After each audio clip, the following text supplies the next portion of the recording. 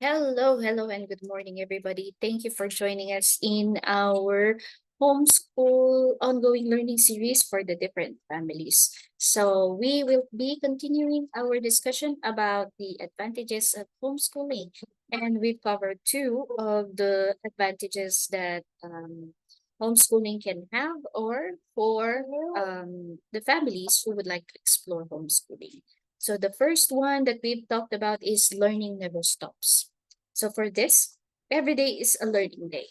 And we enjoy the beauty of learning without boundaries of traditional education. No need to rush things out, and no need to stop the moment that you have graduated in the different levels. So it's very interesting because education can be tailored not only to your children's interests, but also to include real life education like cooking, bookkeeping, organizing a garage sale, or selling. This can be major lessons. By keeping learning fresh and interesting, we develop in our children a deep curiosity and desire to know and understand the world around them, and it never stops. So that means you learn together with your children, you serve together with your children, you have a community together with your children. And that never ends because the next step after homeschooling would be giving them life schooling. Eventually, life will happen. They will get married. They will have children. They will eventually thrive in the place where God has placed them. And continuously we grow together and learn together even more, because there will always be something that life will bring into them, and that in itself is a proof that learning never stops. The second advantage that we've covered last week was that we enjoy freedom. In homeschooling, we have more freedom with our time, like from not waking up too early, or freedom from 2 hours of travel time just to go to school. So these are the things that Q observed when he went for his schooling. He liked the school. Unfortunately, it's travel time that he is not appreciating. It took him an hour, 45 minutes just to travel. And this is not something that we share over the top. It's actually happening in real life, especially with the road repairs around La Trinidad Benguet where we are. So I understand that the travel is really taking a hold of him so hard that sometimes it's making him tired when he arrives home. So in homeschooling, most importantly, from restrictive time constraints, we are free from restrictive time constraints. When we are set to really dig deep into a topic, we could invest the time on that and learn even deeper. Now we have the time to investigate an interesting subject in deeper sense. So that's enjoying freedom in our schooling and in the um, management of time. We have the time to stop, we have the time to watch, and we have the time to observe.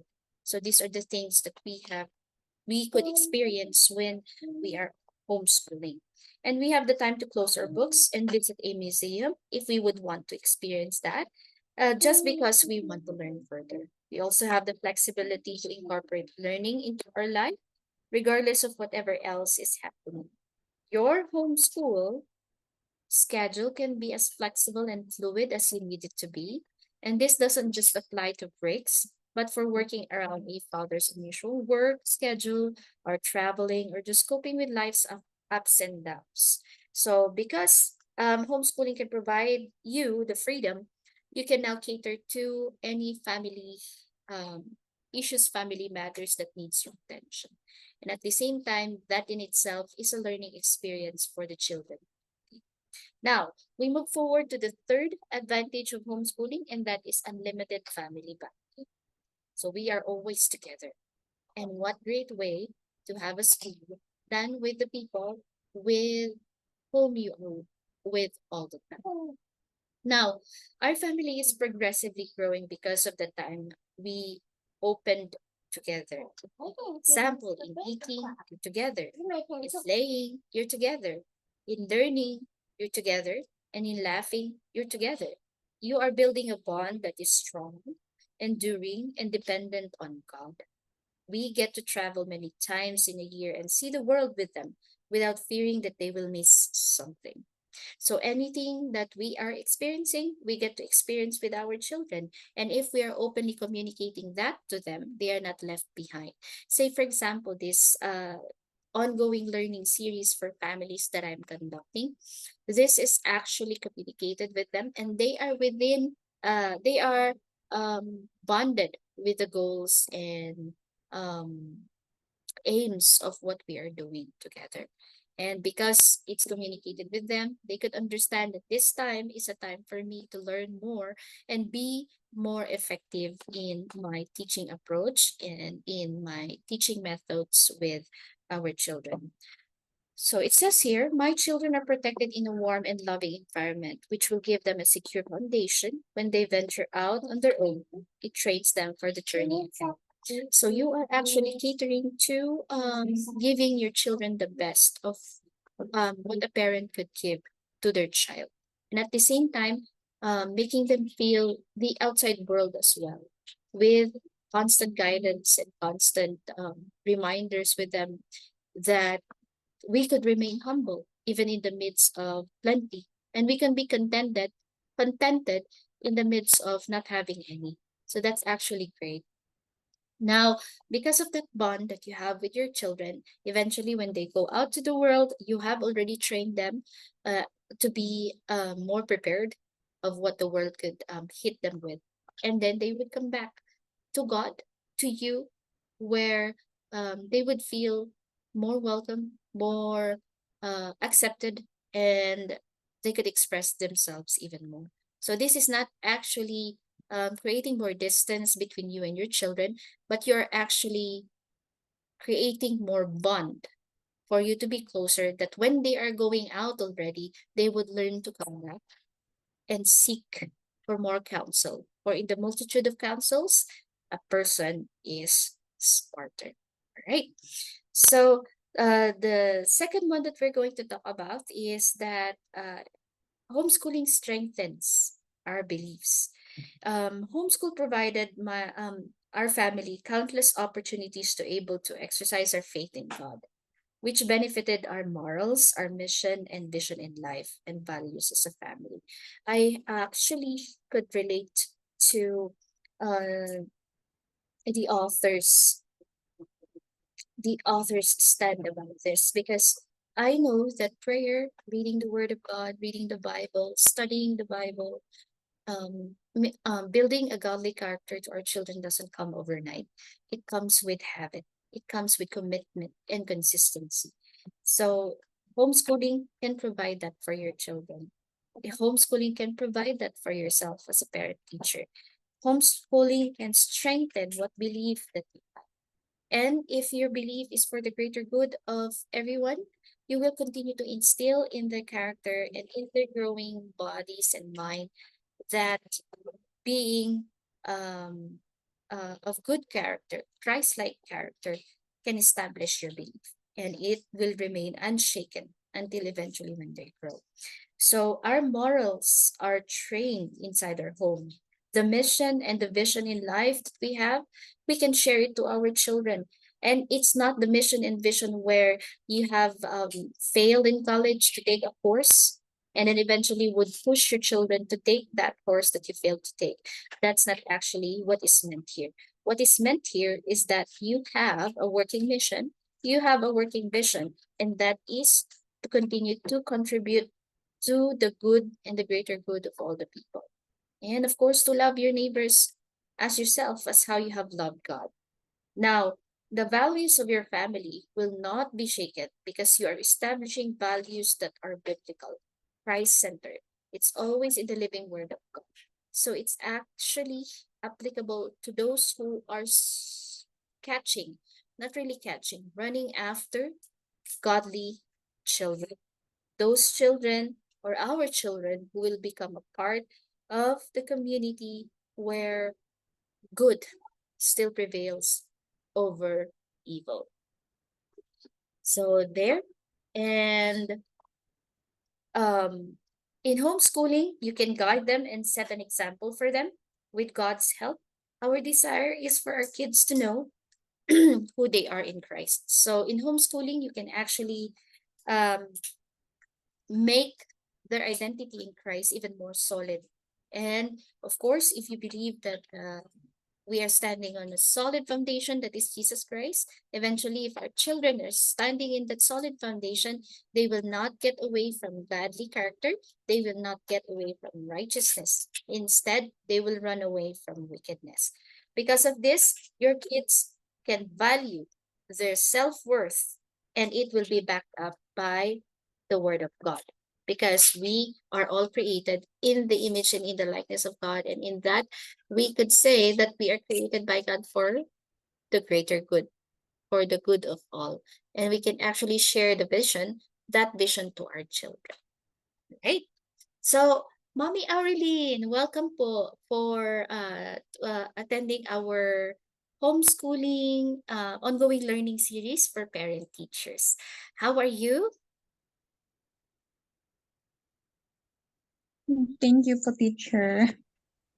You're welcome, Mommy Aureline.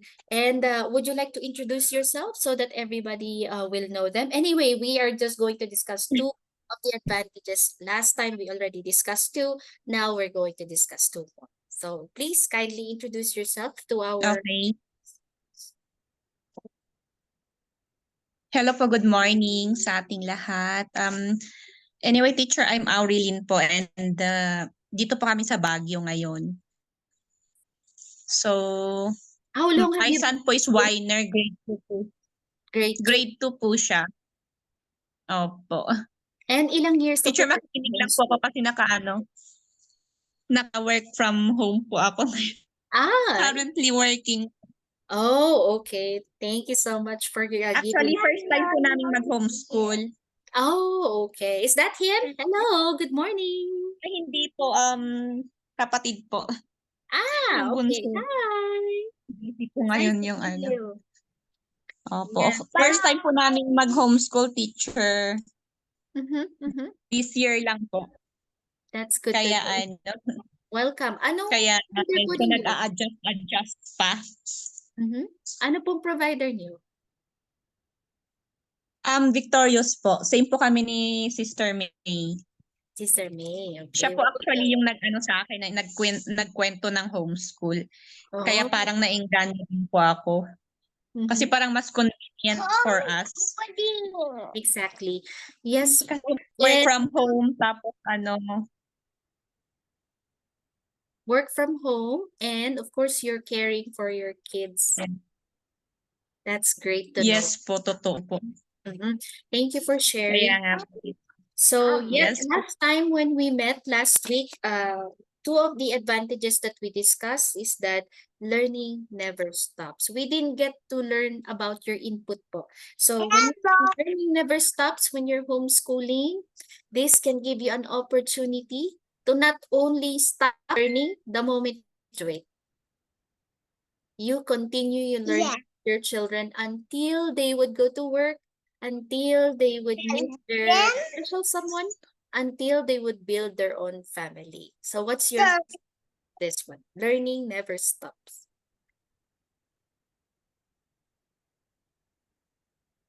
Oo nga po, teacher. Ay, no, medyo makulit to. It's okay. Mga bata. Kaya Oh, that's the good thing about homeschooling, you can bring them with you and no one will say, oh, remove your child because maano siya, ano yan, abala. No child is abala. Okay, they're not abala. Who knows, that child will be the future president or the future pastor of a church. You'll never know. If you don't give them a chance, they will not grow up. They will not stand for what they believe in. Right? So learning never stops, ate. So what's your thought about learning never stops? Kaya medyo oo nga po, teacher. parang talaga natin, it's our responsibility as parents na i-guide talaga sila sa mga kasi ang ko is parang yung parang hayaan na lang sila sa school para doon na lang sila matuto, 'di ba? Pero parang sa anak ko kasi, parang ang niya sa school is playground. So kapag umuwi pa rin, ayan, parang it's a responsibility pa rin ng parents na i-guide pa rin sila. And then as we go along, pag lumalabas ganyan, every time nagtatanong, ganon. So learning never stops talaga. So parang naisip ko din na parang oo nga naman, hindi lang talaga sa school yung matututo siya. Parang it's more on parents, it's more on experience, yung ganon. Kaya para yung experience ko kasi sa anak ko, yung parang na-pressure siya sa school. Kasi nga focused kami doon sa nag-aaralan niya. Opo, ang kasi niya, yung dati po kasing school niya is modular. So trinay po kasi namin siya doon kasi nga makulit siya, yung parang naglalaro pa, yung ganun. So parang ang gusto namin yung parang matuto siya sa mga academics. So doon namin siya in-enroll sa modular. So doon yung parang, pero hindi daw po niya ginagawa yung work niya sa school kasi nga more on play. So pagdating niya dito sa bahay, 5 p.m. na, naku, syempre mape-pressure na kami. Dapat tapusin niya yung mga assignments niya, yung mga ganun-ganon. So parang natutrauma pa kasi pinapalo. Kaya parang sabi ko parang baka dumating yung point na maisip niya na yung learning is may fear na siya, yung parang hindi na fun. Kaya nung sinabi ni Sister May sa akin, nung parang bigla lang kaming nagkita, na open bigla yung yung sa homeschooling, about homeschooling. So parang na ko doon, parang oo nga, parang mas convenient, try natin. So yun po. Kaya learning talaga, every time na lumalabas, learning continues po talaga. That's good to know po. Thank you so much for sharing. That's very encouraging. Naalala ko lang yung mga humble beginnings namin na talagang ang hirap paintindihan ng mga bata. But you know, when sila pala yung the best na students na meron. Kahit na ikaw hindi ka teacher, o kahit hindi ka teacher, basta may love ka lang for your child, you know that you can learn life with them. Ito nga recently na nabe-bless ako sa anak ko kasi sabi niya, "Mama, can I be open to you?" Minsan natatakot Naku, akong lapitan ka kasi lagi kang nagagalit, gano'n. So, siyempre when you read the Bible, you will always remember na rejoice in the Lord always, and again I say rejoice. Tas biglang, and let your gentleness be evident to all. So, dapat pala you always express those gentleness, especially for your children and your spouse also. So, pati kayo, natututo na rin kayo. That is an evidence na a learning is not only exclusive for the child, but also you learn from it. So, from ay, homeschooling yes po, yes.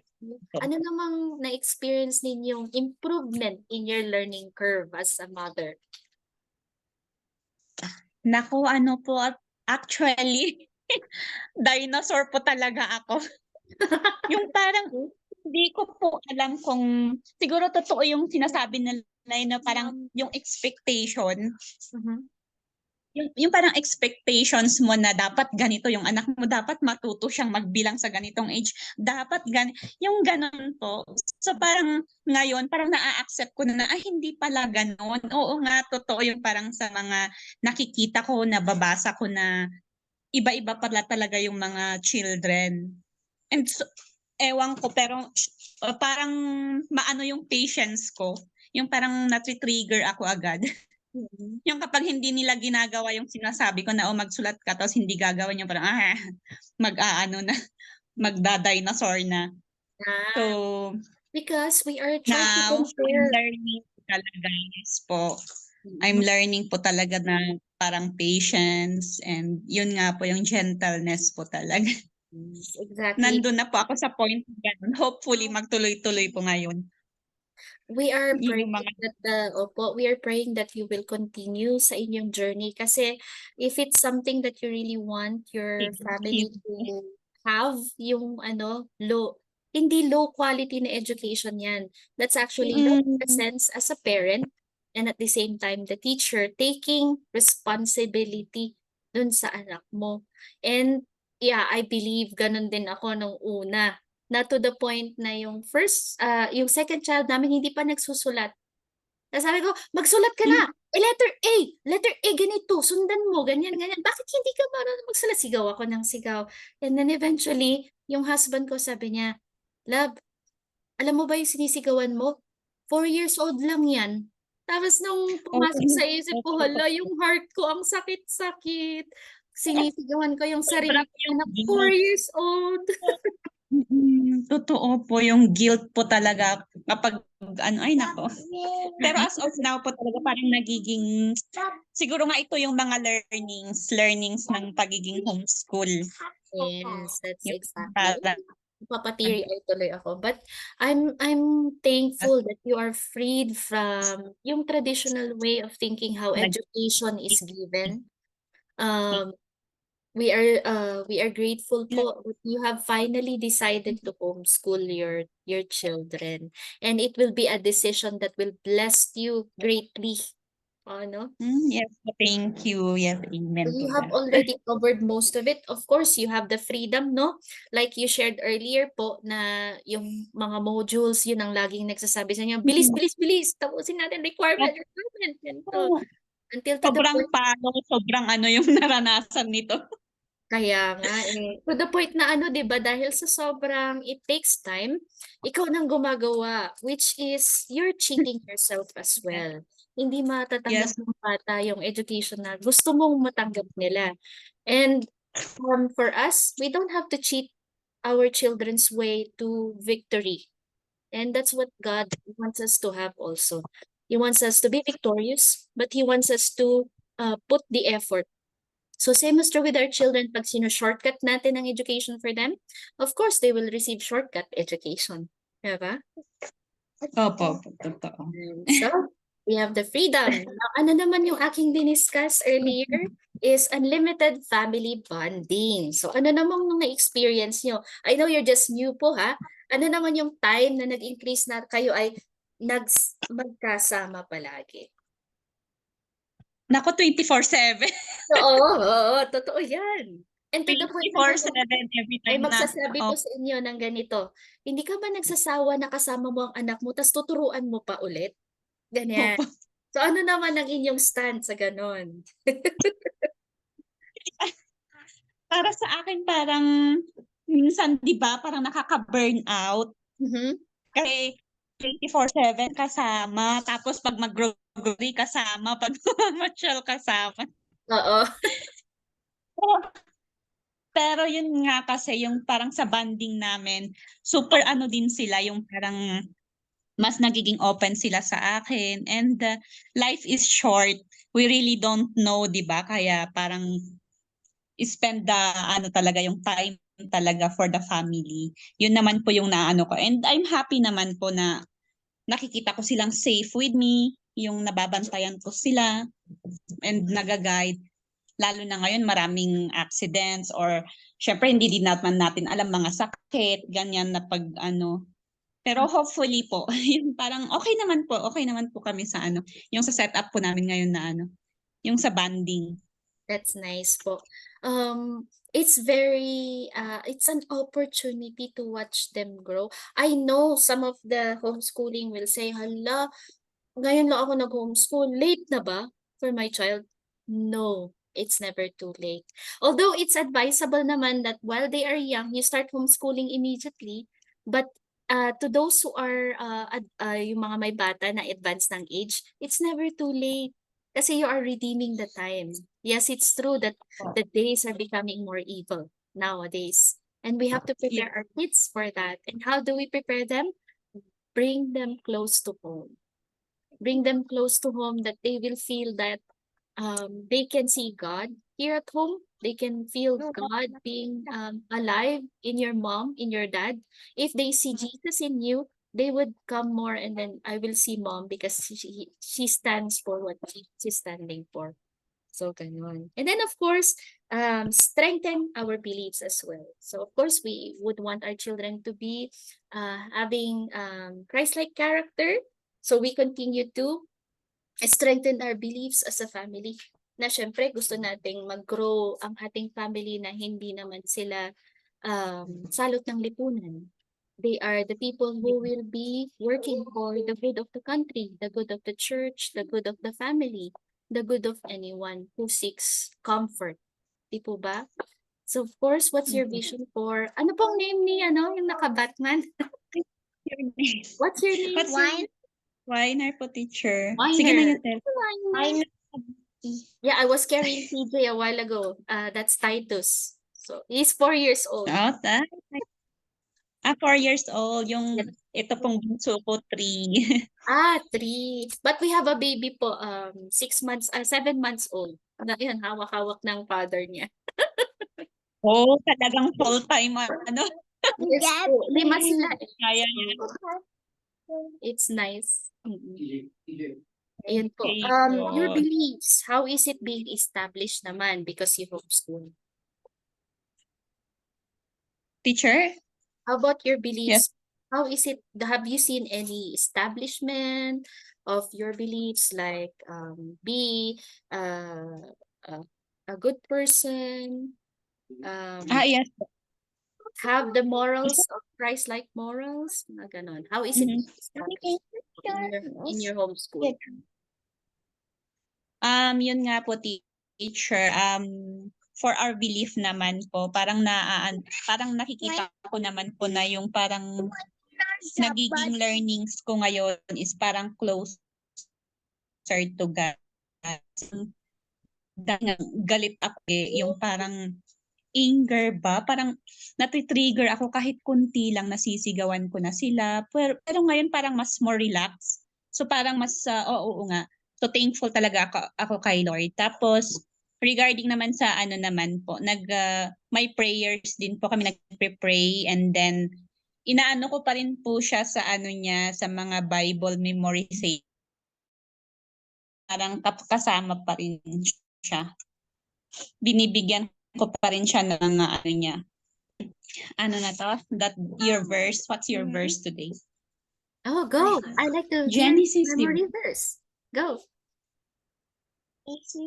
Genesis chapter 1, Chapter 1. verse 1.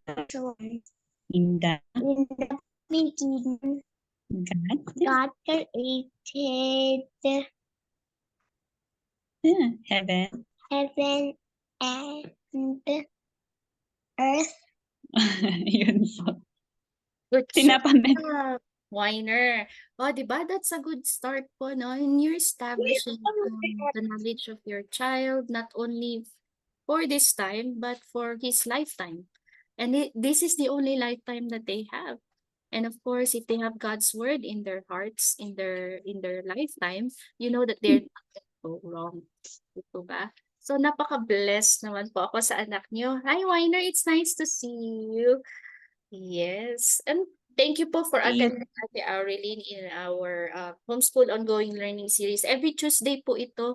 And then every Monday naman, we have some lessons, and we prayed real hard kung ano between the two ang pinakamabigat na lessons na pwede nating i-share sa group. One is, of course, Ay, digital. oo nga pala. Yes po. Regarding dun sa Monday, ano nga pong time nun? For that po, ini-establish pa. Usually, it's 9:30 in the morning. Ganitong oras, 9:30 in the morning.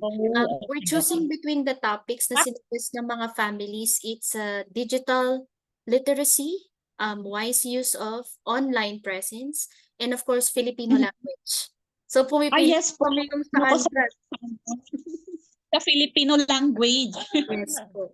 I tried it with the kids, and it's very effective for multi-level and online. Functional Filipino po siya. Hindi siya grammar na tutuk-tutukan mo, because we also follow the Charlotte Mason method. The Filipino. more na ginagamit ng bata ang functional language, the more easily they could learn the language. So if you'd like to join us, let us know po and then we can share the link. Yes po, nakalimutan kung ano. Nung akala ko kasi walang pasok kasi nga Monday. Monday po, oo. We also Yes. give that a time as a holiday then. Baka may mga families Yes. po yun na out of town. Kaya hindi po ako nag-announce ng Monday yesterday. Sige, para i-join ko po siya sa Filipino language po Yes. para ano. Great. Kasi yun yung ano. Yan, we're looking forward po for more learning together. Ito po is wala namang strict things to follow ang ating hub. Ang purpose lang po talaga Yes, ng hub is to organize an activity, encourage each other. Kung ano yung path na talagang dinicide ng inyong family, we are not going to compete with them. We're actually there. Actually, wala naman po kaming ano. Wala kaming as of now, parang baby step pa po kami. Parang hinahayaan po muna siyang maano niya, yung maging free na lang muna kami. Opo. So that's Kaya ano naman. It's fun naman po. Sana sayang nga hindi kami naka-join ng 22. May work. Hala, grabe ate, nakaka-bless. Kasi 'di ba National Heroes kahapon. Ni-review namin yung mga heroes. Kaya nga po. We can do the same Para po. ano. Yes po. Mag-join na lang din po kami sa Monday. Sure po. And then September, we are looking forward for family camping naman yung activity. Naku, Family matutuwa camping. siya. Yes. So Yes while po. we're camping, we're going to learn how to what do you call this? Teamwork with each other. And then at the same time, bonding na rin for the group. Kung paano natin Yes po. parang socialization natin. Ganon. Yes po. Actually, yun nga yung sinasabi na magiging anti-social daw siya. Sabi ko, hindi yan magiging anti-social. They are Kasi actually ano yan, extrovert siya. Homeschoolers are the most social children. Yes They po, will yes sit po. with the blind. They will sit with the those who are shy. They will sit with those who are isolating themselves. And I can see our children like that. I mean, you go with the unpopular kasi para they will be ushered in the joy of the Lord. Yung walang naiiwan mo yan. You will see it slowly kay Weiner and eventually the Yes, adult. yes po. Hopefully, yes po. Looking forward po talaga ako dito sa homeschool. And dito sa group natin. Praise God. Thank you. Eventually, Ate Aureline, we would like to meet you rin to come with us. I know yung iba from Canada and from Australia, hindi natin sila mamimit, but we can keep inviting them online. They are also Yes. settling down, trying to gauge kung talagang mag-homeschool sila or hindi. Ganon. Oo, opo. Kaya para it's okay para ano. Yes. Soon. Yes po. And of course, nandyan kayo. And just like what I said last week, hindi ako all-knowing. So, ako po is mahilig lang ako magagagawa ng mga activities na talagang out of the need ng mga aking anak na hindi lang pala ako. Why share it to me? Why not share it to others as well? So, in-open ko po yung Yes. mga opportunity na ito. Kasi ang hirap Oo nga. ng beginnings namin. And it would be nice na yung iba na nagsta-start pa lang, hindi rin sila masyadong mahirapan. Opo, lalo na sa amin. Nung na-add nga ako sa group, parang natuwa ako na parang parang may kasama din pala ako. Yung parang na may outlet din ako na napagsasabihan. Yung ganun. Ganun na, I'm so blessed din po na nasama sa group na to. Oo nga po, tapos Nakakatuwa. kasi puro Christian lahat. So sabi ko, Lord, you know what you're doing. It's never accident talaga. Lahat inaayos, ina-arrange ni Lord. Baby step from Yes. Yes po. So, yun Baby po. step Thank you so tayo. much for your time. I will not take too much kasi po kayo ay nagtatrabaho. And of course, we also Yes. have to prepare our kids for snack time na. Kaya ganito yung oras Oo na nga.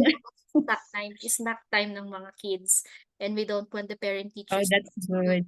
spending a lot of time na chat ng chat. So we make every moment of our time productive, but at the same time, encouraging. So thank you, Ate Aureline. Oo nga po. Thank you. Yes, Thank you so much po. God bless. See you po next. So much Tomorrow. learning. See you tomorrow. Meron po tayong read aloud. Yes po, yes po. Sinasali ko po si Wayne. Yes po. And soon enough, Yes. if Okay. he would like to participate, just keep answering question. Yes po. Okay po, yes po. Thank you. God bless po. See you tomorrow. Yes po, bye-bye po.